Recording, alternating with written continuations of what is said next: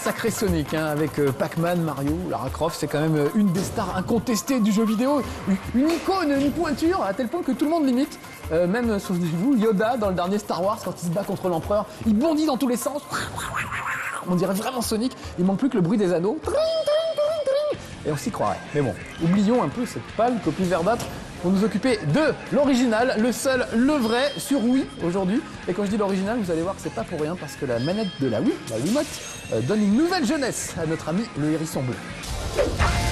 Le Seigneur des Anneaux est de retour. Non, pas le vieux magicien barbu avec sa clique de hobbits grassouillets, mais le vrai Seigneur des Anneaux, Sonic, le hérisson bleu, celui qui court à la vitesse d'une Marie-Josée Pérec au galop et qui bondit comme une boule de flipper pour choper des anneaux dorés qui sont attirés par lui comme par un aimant. Après quelques épisodes décevants sur diverses consoles, Sonic revient au mieux de sa forme sur la Wii de Nintendo. Première petite révolution, le décor. Fini les paysages verdoyants, peuplés de coccinelles démoniaques ou les repères futuristes kitschissimes du docteur Robotnik.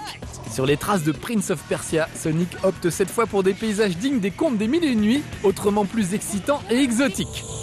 Deuxième révolution, le maniement du personnage. Jusqu'ici, je sais pas si c'est parce que Sonic est un hérisson plein de piquants, mais on le manipulait presque avec des pincettes en se contentant de le faire bouger en effleurant le pad de la manette.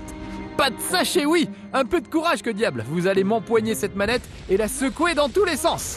Pour diriger Sonic, vous allez tenir la Wiimote horizontalement devant vous et la pencher vers la droite ou vers la gauche pour tourner. Pour filer un coup de boost en plein vol, vous donnerez un petit coup de manette vers l'avant et hop. Et pour filer un coup de boule en pleine poire à un adversaire, pareil, un petit coup de manette vers l'avant. Vous pouvez aussi tirer la manette vers l'arrière pour freiner, voire même reculer.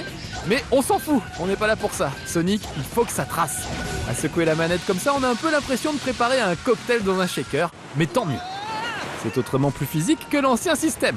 Et puis, il n'y a pas de raison que ce soit toujours les mêmes qui cavalent et qui transpirent. Cette fois, ça va suer des deux côtés de l'écran. Comme d'habitude, le jeu est réparti en une dizaine de mondes composés chacun de 7 missions et d'un boss final.